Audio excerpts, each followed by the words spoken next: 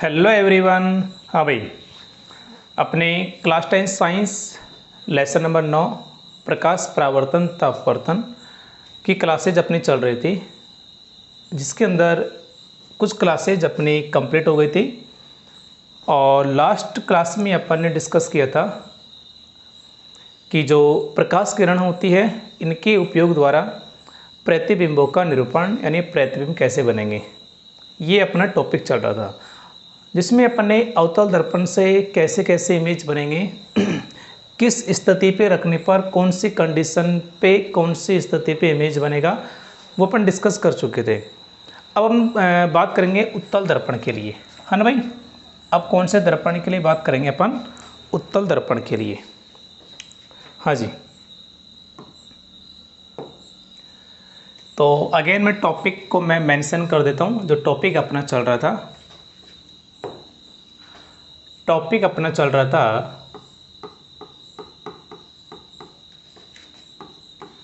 किरण आरेखों के उपयोग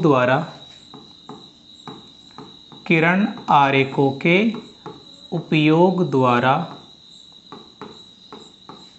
प्रतिबिंबों का निरूपण।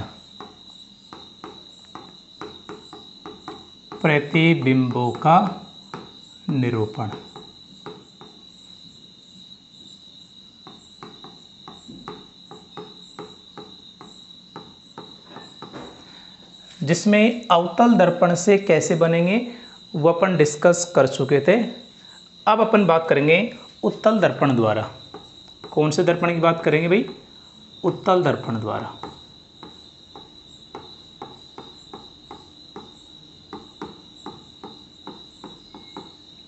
हाँ जी, क्लास स्टार्ट करने से पहले मैं आपको बताना चाहूँगा, एक तो वीडियो को लाइक कर देना है, प्यारा सा कमेंट सेक्शन में कमेंट कर देना है और अधिकतम वीडियो को आपको शेयर करना है। देखिए, जल्दी अपन क्लासेज लाइव स्टार्ट करने वाले हैं कि यहाँ पे सब कुछ लाइव चलेगा। जो भी आपका डाउट होगा, कोई क्वेश्चन यदि आपका होगा तो उसको भी साथ में सोल्व किया जाएगा। जो भी आपकी क्वेरी होगी, जो भी आपकी प्रॉब्लम होगी, उनको साथ साथ सॉर्ट आउट किया जाएगा। लेकिन ये काम तभी पॉसिबल है जब बच्चों का सपोर्ट मिलेगा, क्योंकि बच्चों के सपोर्ट के बिना हम मोटिवेट नहीं हो पाते हैं भाई, है ना। ये आप ना मेरे सामने हो, न मैं आपके सामने हूँ, है ना। आप आपके घर पे बैठ के क्लासेस देख रहे हैं, मैं स्टूडियो में हूँ, तो अपने बीच एक डिस्टेंस है और वो डिस्टेंस तब ख़त्म होती है जब बच्चों का लाइक कमेंट हमें मिलता है। हम बच्चों की फीलिंग्स तब समझ पाते हैं। तो आपको एक तो वीडियो को लाइक कर देना है, अच्छा सा कमेंट कर देना है, ताकि हमें आपका सपोर्ट मिले भाई, है ना, जो कि बेहद ज़रूरी है। तो देखिए, अवतल दर्पण में आपने एक ट्रिक पहले मैंने आपको ट्रिक बताई थी और उस ट्रिक के बेस पे अपन एक सारणी बनाई थी और उस सारणी के आधार पर ही अपन ने 6 डायग्राम बनाए थे भाई। वो बिना सारणी के डायग्राम नहीं बन सकते और बिना ट्रिक के टेबल आपको याद हो नहीं सकती। तो पहले मैंने आपको ट्रिक बताई थी, उस बेस पे आपको सारणी याद हुई थी और उस सारणी के बेस पे आपने डायग्राम ड्रॉ किए थे। सेम यहाँ पर अपन पहले ट्रिक लेंगे, उस बेस पर सारणी बनाएंगे और उस सारणी के आधार पे फिर अपन क्या लेके चलेंगे? डायग्राम बनाएंगे भाई, ठीक है। तो ट्रिक देख लो, ट्रिक क्या है आपने। हाँ जी,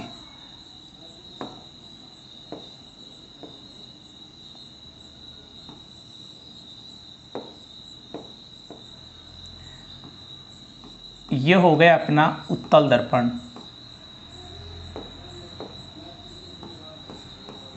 ये क्या अपना उत्तल दर्पण है।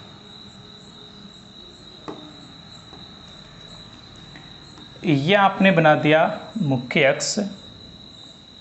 ये क्या बना दिया भाई आपने? मुख्य अक्ष बना दिया, ठीक है। कंडीशन देखो, ये P हो जाएगा, है ना। ये F लगा लो, ये C बिंदु और ये आपका अनंत पॉइंट। सेम पोजीशन यहाँ पर, ये F पॉइंट, ये C और ये आपका अनंत पॉइंट। क्लियर है भाई। देखो अवतल दर्पण में तो क्या हुआ था, हमने वस्तु को यहाँ पे रखा, इमेज 5 इमेज हमारे यहाँ बने थे और एक इमेज हमारा यहाँ बना था। उत्तल दर्पण में भी वस्तु की पोजीशन यही होगी, लेकिन इमेज की पोजीशन थोड़ी सी चेंज होगी, वो अपन देखने वाले हैं। तो देखिए वस्तु कहाँ पे हो सकती है, वस्तु अनंत पर हो सकती है, वस्तु C व अनंत के बीच हो सकती है, वस्तु C पर हो सकती है, वस्तु C व F के बीच हो सकती है, वस्तु F पर हो सकती है और वस्तु F व P के बीच हो सकती है। जैसी पोजीशन आपने अवतल दर्पण में लिखी थी, सेम पोजीशन यहाँ पर होगी। किसकी? वस्तु की। पोजीशन ऑफ ऑब्जेक्ट, ये वस्तु की स्थिति है। अब सुनना भाई, इमेज कहाँ पे बनेगा। तो देखो जो वस्तु अनंत पर है ना, चलो पहले मैं बना देता हूँ यहाँ पे, फिर अपन बात करेंगे। 1 2 3 4 5 6 है ना, 1 2 3 4 5 6। हाँ भाई देखना, जो वस्तु अनंत पर है वो वस्तु बनेगी F पर दर्पण के पीछे। भाई ये दर्पण के सामने है, ये दर्पण के पीछे है। तो जो वस्तु अनंत पर है, क्योंकि 1 नंबर मतलब वस्तु अनंत पर है, तो एक वस्तु का इमेज ये है, ये बनेगा मुख्य फोकस पर दर्पण के पीछे। ठीक है, तो ये पहली वस्तु है, इसका इमेज बन रहा है F पर।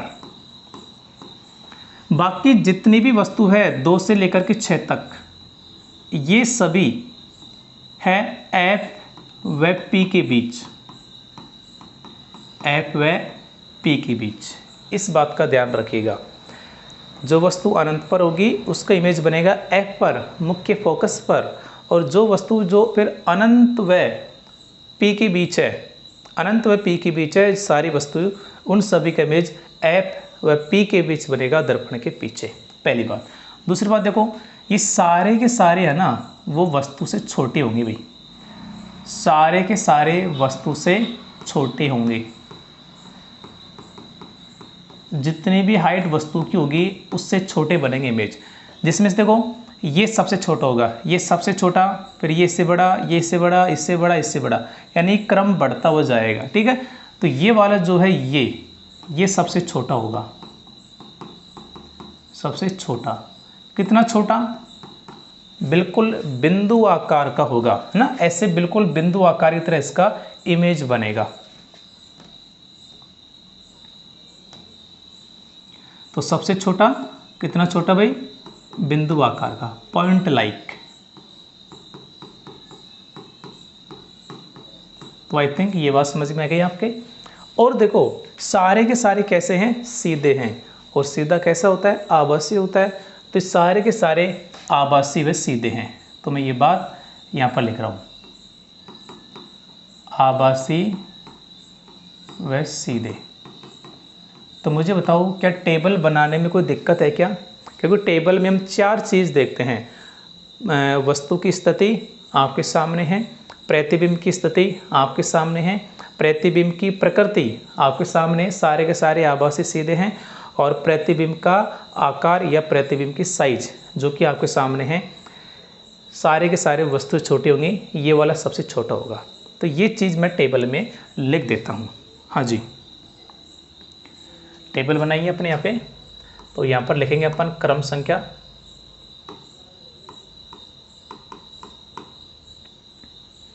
इसके बाद में बिंब की स्थिति, बिंब का मतलब वस्तु,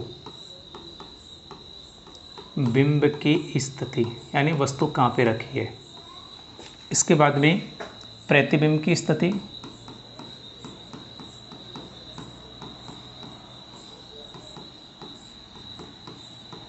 प्रतिबिंब की स्थिति। इसके बाद में देखते हैं प्रतिबिंब का आकार, प्रतिबिंब का आकार या प्रतिबिंब की साइज, बात एक ही है। थोड़ा छोटा कर लेते हैं। और लास्ट में प्रतिबिंब की प्रकृति।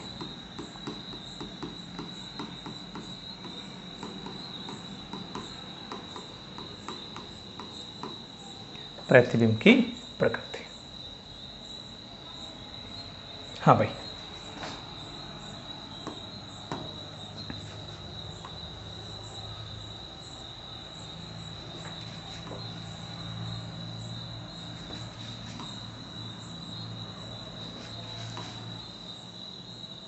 जी देखो, पहली कंडीशन, वस्तु कहाँ पे होगी, अनंत पर। अभी डायग्राम में देखा था आपने, वस्तु कहाँ पे, अनंत पर है। तो प्रतिबिंब कहाँ पे बनेगा, मुख्य फोकस,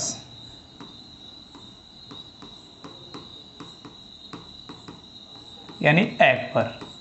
लेकिन कौन सा ऐप, दर्पण के पीछे, दर्पण के पीछे, ठीक है भाई। और प्रतिबिंब की साइज क्या है, वस्तु से छोटा होगा,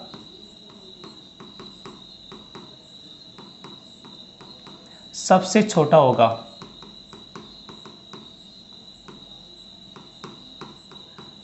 और बिंदु आकार का होगा। सबसे छोटा भी कितना छोटा, बिंदु आकार का। प्रकृति की बात करें तो आभासी व सीधा होगा, आभासी व सीधा,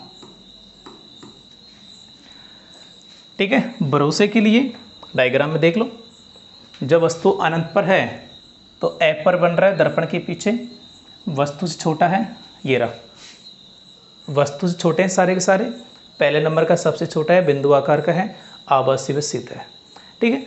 सेकंड देखो, एक तो मैं आपको बता दूं भाई, देखिए जिन बच्चों के टॉप नंबर होते हैं ना, जैसे हमारे बैच में से भी पिछले साल का यदि मैं रिजल्ट की बात करूं तो 100 में से 100 नंबर भी हैं, 99 भी है, 98 भी है, 97 भी है, 96 भी है ना, यानी 90 से ऊपर 20 बच्चे हैं।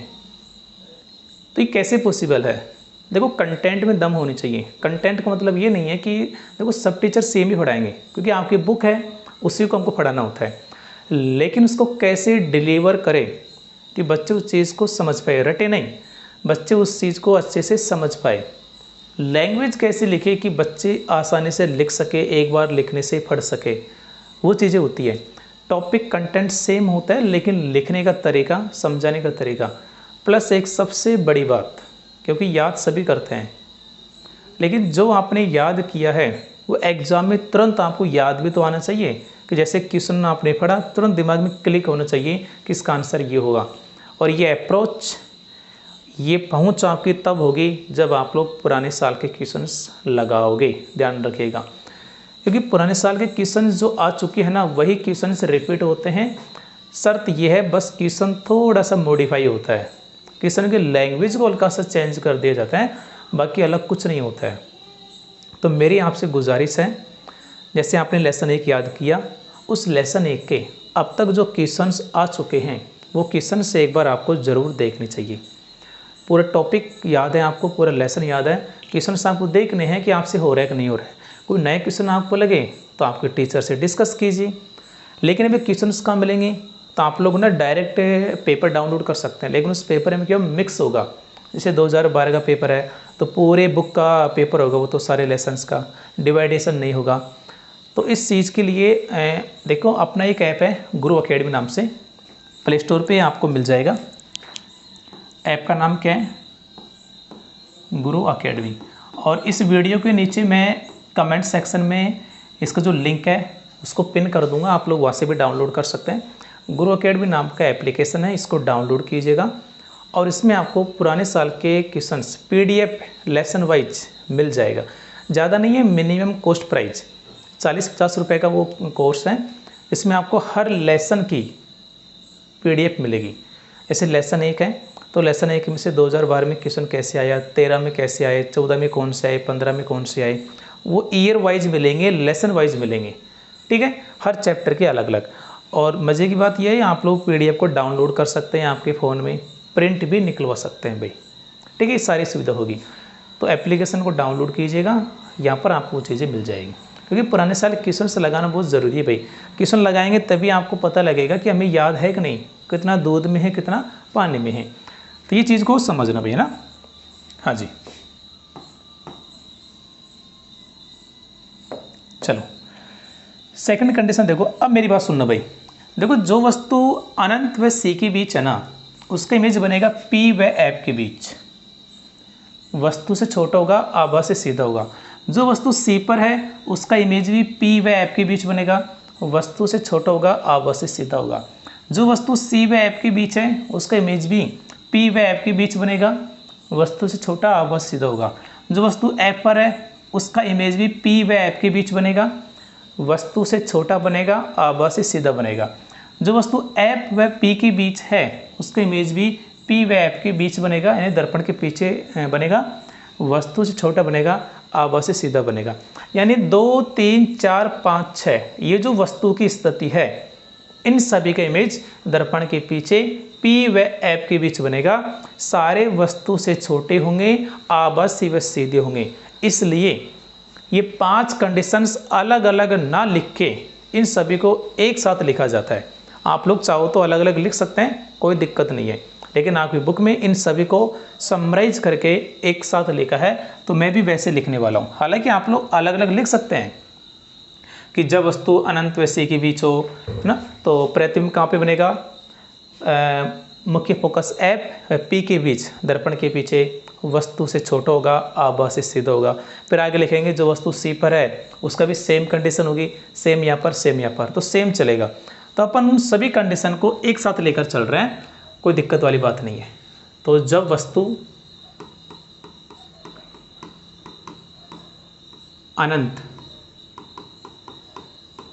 है ना, जब वस्तु अनंत व पी के बीच हो, सारी कंडीशन, पूरी जो कंडीशन है 2, 3, 4, 5, 6, उन सभी 5 कंडीशंस को एक साथ समराइज कर दिया है कि जब वस्तु अनंत व पी के बीच हो तो इमेज कहाँ बनेगा भाई, इमेज बनेगा मुख्य फोकस एफ,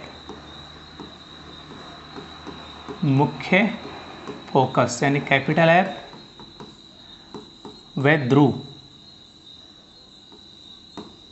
दर्पण के ध्रुव यानी पी के बीच, दर्पण के बीच। आई थिंक ये बात आपको समझ में आ गई होगी। और प्रतिबिंब की साइज की होगी, वस्तु छोटे होंगे सारे के सारे, आपको पता है। यदि इनमें छोटा बड़ा होता ना, मतलब जैसे कोई वस्तु से बड़ा होता, छोटा होता, तो फिर अपन अलग अलग लिखते हैं, लेकिन सबकी सेम कंडीशन है, वस्तु से छोटे। और प्रकृति वही, आभासी व सीधा, आभासी व सीधा। तो आई थिंक ये बात आपकी समझ में आ गई होगी। अब अपन इन दोनों कंडीशंस का क्या बनाएंगे, डायग्राम बनाएंगे। ठीक है, चलो देखो कंडीशन फर्स्ट,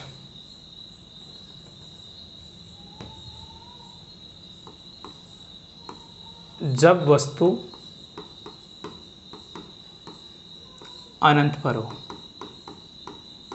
जब वस्तु अनंत पर हो, हाँ जी, देखिएगा जब वस्तु अनंत पर होगा तो इमेज कैसा बनेगा, ये आपने बना दिया। अरे एक मिनट, उल्टा बना दिया ना, ये आपने बना दिया उत्तल दर्पण,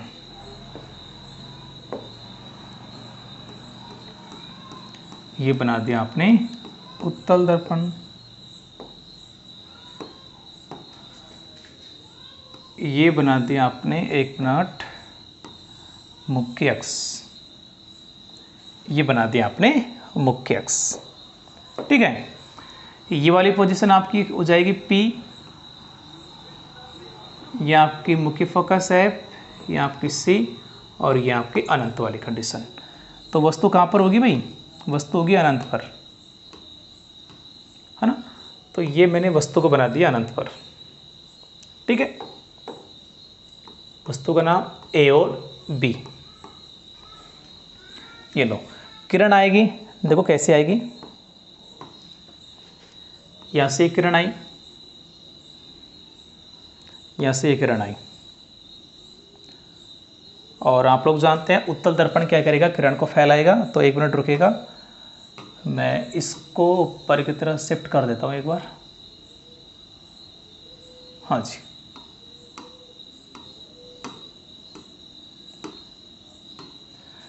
देखो ये किरण ऐसे टकरा के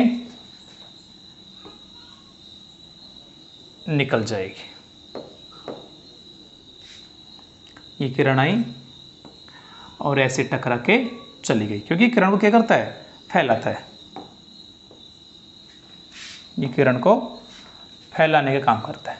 अब देखना भाई, अगेन यहाँ पर कुछ पोजीशन बनेंगे, P, F, C और ये अनंत। तो मुझे बताओ, जब वस्तु अनंत पर होती है तो इमेज कब बनता है, F पर बनता है। और बनने का मतलब ये है कि जो किरण यहाँ पे क्या हो रहा है, परावर्तन हो रहा है। तो परावर्तन के बाद किरण जो होगी, परावर्तित किरण जिस जगह से निकलती हुई महसूस होती है ना, वहीं पर इमेज बनेगा। तो आप लोग जानते हो, जब अनंत से प्रकाश किरण आएगी ना, तो ये किरण ऐप पर से निकलती हुई महसूस होगी। ऐसे लगेगा, देखो ये सीधी है ना, थोड़ा सा ये बनने में ऐसा हो गया, बाकी किरण ऐसे सीधे जाती है, ऐसे सीधे ना, बनने में थोड़ा सा हुआ है। तो देखो ये परावर्तन हो गया, परावर्तन के बाद ऐसा लग रहा है जैसे किरण यहाँ से निकलती हुई महसूस हो रही है। तो जहाँ से निकलती हुई महसूस हो रही है, वहीं पर आपका वस्तु का क्या बन जाएगा, इमेज बनेगा। और यहाँ पे कुल मिला के ये बोले कि किरण कहाँ पे टकरा रही है, एक प्रकार से ऐप पर, तो यहाँ पर बनेगा। तो आप लोग देख सकते हैं, जब वस्तु अनंत पर होती है तो प्रतिबिंब ऐप पर बनता है, दर्पण के पीछे बनता है। वस्तु से छोटा होगा, सबसे छोटा होगा, बिंदु आकार का होगा, देख सकते हैं बिल्कुल बिंदु की तरह बन रहा है, और आभासी सीधा होगा। पहला डायग्राम क्लियर। आगे देखो सेकंड कंडीशन, जब वस्तु अनंत व P के बीच हो, P मतलब ध्रुव। अब अनंत व P के बीच 5 कंडीशन हो सकती है, कोई सी भी, तो अपन कोई सी भी कंडीशन ले सकते हैं, उसमें कोई दिक्कत वाली बात नहीं है। कंडीशन कोई सी भी ले सकते हैं भाई।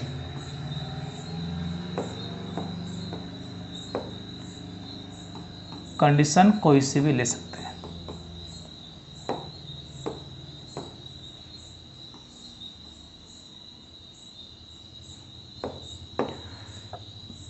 देखो ये P, ये F, ये C और ये अनंत, ये F, ये C और ये अनंत। तो अनंत वाला तो आपने बना ही दिया। अब कोई से भी कंडीशन ले सकते हैं, वस्तु अनंत व C के बीच हो, C पर हो, C व F के बीच हो, F पर हो, F व P के बीच हो, कंडीशन कोई सी भी हो सकती है ना। चलो अपन कंडीशन लेते हैं, 1 मिनट।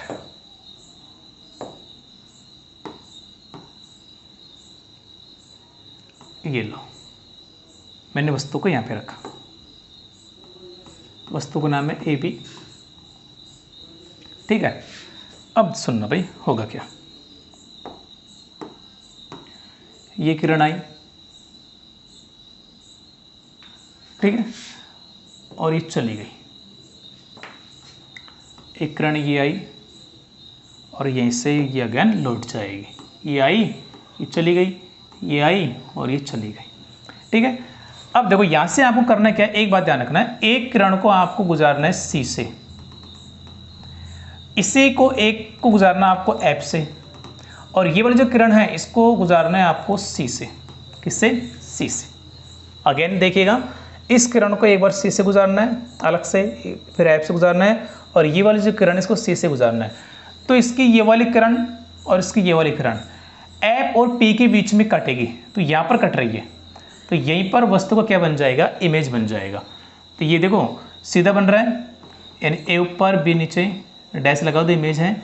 वस्तु से छोटा दिख रहा होगा, F व P के बीच दिख रहा होगा। तो आपने सारणी में यही तो कंडीशन लिखी थी कि जब वस्तु अनंत व P के बीच होगा तो इमेज कहाँ बनेगा, P व F के बीच बनेगा। दर्पण के पीछे बन रहा है क्या, वस्तु से छोटा बन रहा है क्या, आभासी सीधा बनेगा, ठीक है। ये वाली कंडीशन हो गई सेकंड डायग्राम।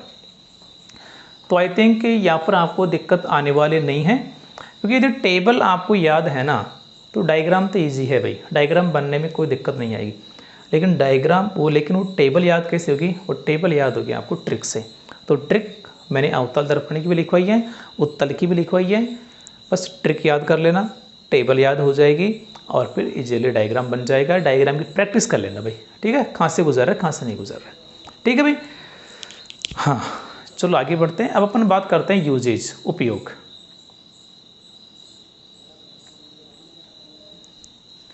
चलो आगे देखते हैं। तो ये जो किरण आरेखों के उपयोग से जो इमेज बनेंगे अवतल के लिए, उत्तल के लिए, वो अपन डिस्कस कर चुके हैं। अब अपन बात करेंगे उपयोग, है ना भाई? गोलीय दर्पणों के उपयोग। तो न्यू हेडिंग होगी अपनी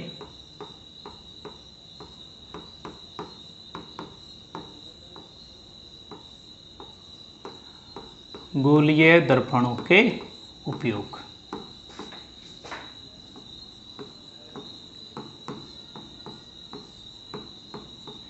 गोलीय दर्पण दो होंगे, तो पहले अपन डिस्कस करेंगे अवतल दर्पण के उपयोग। गोलीय दर्पण दो होते हैं ना, उत्तल और अवतल। तो पहले अपन अवतल दर्पण के बारे में बात कर रहे हैं। अवतल दर्पण के उपयोग रटने की आवश्यकता नहीं है, चीज़ों को समझने की कोशिश करना भाई। हाँ, पहला उपयोग देखो। अवतल दर्पण से संबंधित यदि आपको यूज इसके याद करने हैं तो दो बातें आपको याद रखनी है। दो बातें वो हैं जो आपसे पहले आप लोग पढ़ चुके हैं, समझ चुके हैं। क्या? कि जो अवतल दर्पण होता है वो प्रकाश की किरण को एक जगह इकट्ठा करता है। तो जहाँ पर भी प्रकाश की किरण को इकट्ठा करना होगा वहाँ पर कौन सा दर्पण काम मिलेंगे? अवतल दर्पण काम मिलेंगे। जैसे आपके टॉर्च होते हैं, है ना? सर्च लाइट, किसी चीज़ को तलाशने की एक प्रकार का टॉर्च है वो। वाहनों की हेडलाइट जो है, प्रकाश एक जगह इकट्ठा होना चाहिए, है ना, ताकि आगे की चीज़ें दिखे। इसके अलावा आपको जो सोलर कुकर होता है, सोलर कुकर मतलब सूर्य के प्रकाश से चलेगा, उससे आग लगेगी। लेकिन आग कब लगेगी? जब किरण एक जगह इकट्ठी होगी। सौर भट्टी है, सूर्य के प्रकाश से चलती है। तो इन सभी में अवतल दर्पण का यूज होता है। सेकंड कंडीशन, जो अवतल दर्पण होता है इससे जो वस्तु का प्रतिबिंब बनेगा, वस्तु से छोटा भी बनता है, वस्तु के समान भी बनता है, वस्तु से बड़ा भी बनता है। लेकिन उत्तल में ऐसा नहीं होता है। अभी आपने देखा था उत्तल में सारे इमेज वस्तु से छोटे बनते हैं, और अवतल में तीनों कंडीशन होती है, छोटा भी, समान आकार का भी, वस्तु से बड़ा भी। तो जब भी आपको बड़ा इमेज चाहिए वहाँ पर अवतल दर्पण काम मिलेंगे। जैसे जो हजामत होती है, सेविंग बनाते हैं वो दर्पण, आपका चेहरा बड़ा दिखना चाहिए ताकि कहीं कट ना लग जाए, है ना? बाल अच्छे से देखे, अच्छे से अपन को रिमूव कर पाए। इसके अलावा जो कान, नाक, गला रोग विशेषज्ञ होते हैं, ENT स्पेशलिस्ट, है ना, उनको अच्छा दिखे, बड़ा दिखे, इसलिए वो भी कौन से दर्पण का काम में लेते हैं? अवतल दर्पण का ही यूज करते हैं। इसके अलावा जो दंत चिकित्सा होती है, दांत बड़ा दिखे, अच्छे से देख पाए डेंटिस्ट, तो इन सभी में अवतल दर्पण काम में लेते हैं। तो पहले लाइन आपको क्या याद रखनी है कि जो अवतल दर्पण होते हैं प्रकाश के किरणों को एक जगह इकट्ठा करेंगे। तो जहाँ पर भी इकट्ठा होता है वहाँ पर अवतल दर्पण। जैसे पहला उपयोग, टॉर्च, प्रकाश एक जगह इकट्ठा होगा। सर्च लाइट तथा वाहनों के अग्रदीपों में, अग्रदीप का मतलब होता है हेडलाइट, अग्रदीपों का मतलब हेडलाइट।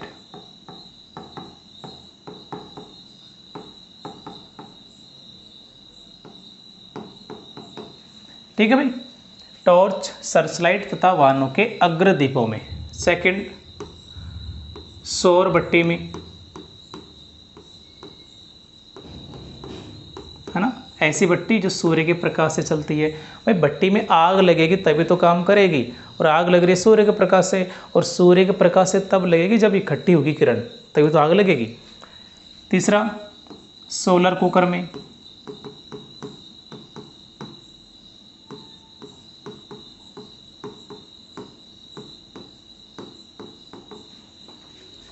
चौथा, हाँ भाई ये तो वही इकट्ठे करने वाले से संबंधित। अब जो अवतल दर्पण होता है वस्तु का बड़ा इमेज भी बनाता है। तो कहाँ कहाँ पे, जैसे सेविंग दर्पण में, सेविंग यानी हजामत, सेविंग या हजामत दर्पण में। इसके अलावा दंत चिकित्सा में दांत बड़े दिखने चाहिए। इसके अलावा ईएनटी स्पेशलिस्ट, ईएनटी विशेषज्ञ, ईएनटी विशेषज्ञ का मतलब कान, नाक, गला रोग विशेषज्ञ में।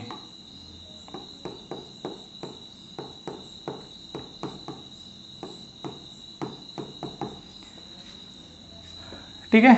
इसके अलावा देखो ये जो टेलीस्कोप होते हैं परावर्तक दूरदर्शी, इससे भी इसका यूज होता है।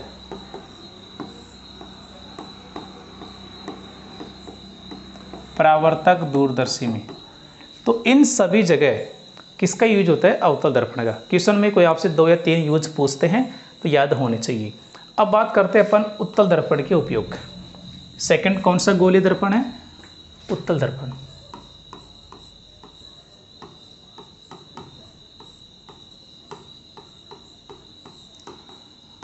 उत्तल दर्पण के उपयोग, हाँ भाई, पहला तो पहला होता है वाहनों के पश्य दृश्य दर्पण के रूप में या दर्पणों के रूप में। क्या होता है सुनिएगा, एक और लिख लेते हैं, फिर मैं दोनों को एक साथ समझाता हूं। वाहनों के पार्श्व दृश्य दर्पण के रूप में।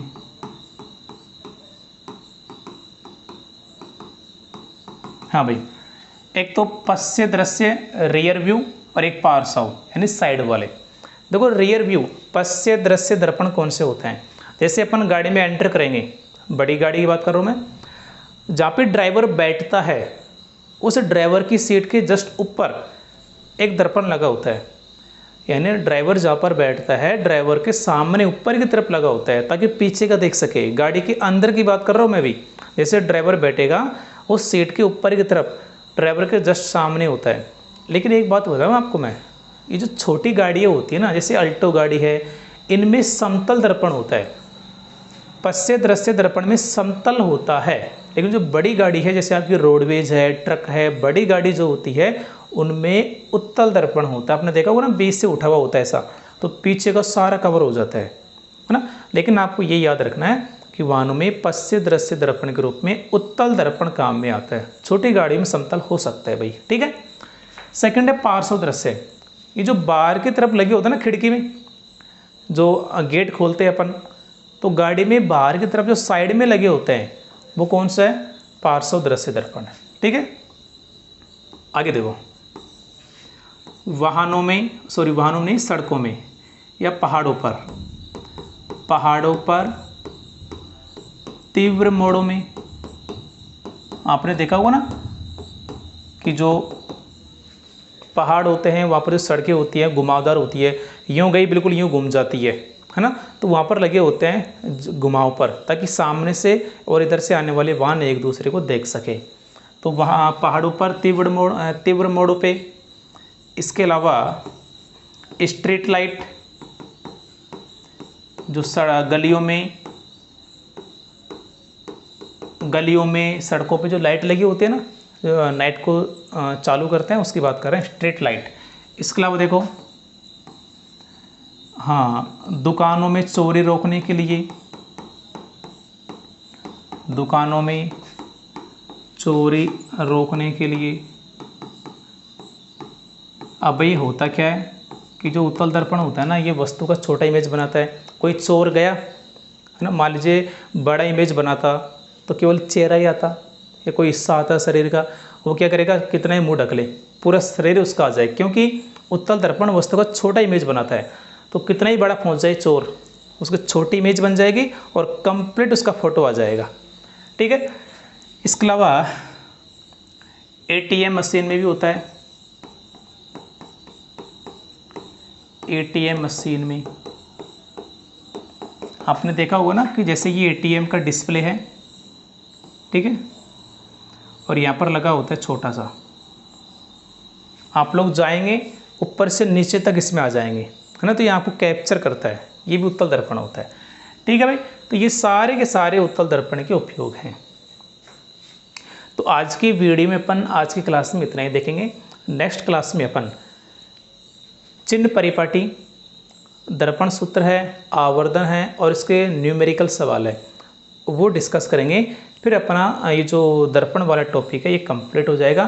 फिर अपन चलेंगे अपवर्तन की तरफ, फिर लेंस की तरफ, फिर विवर्तन की तरफ, और टॉपिक अपना हो जाएगा कंप्लीट, टॉपिक के चैप्टर कंप्लीट हो जाएगा। तो वीडियो कैसा लगा लाइक करके बताना है, कमेंट अवश्य करना है और वीडियो को अधिकतम शेयर करना है। Thank you.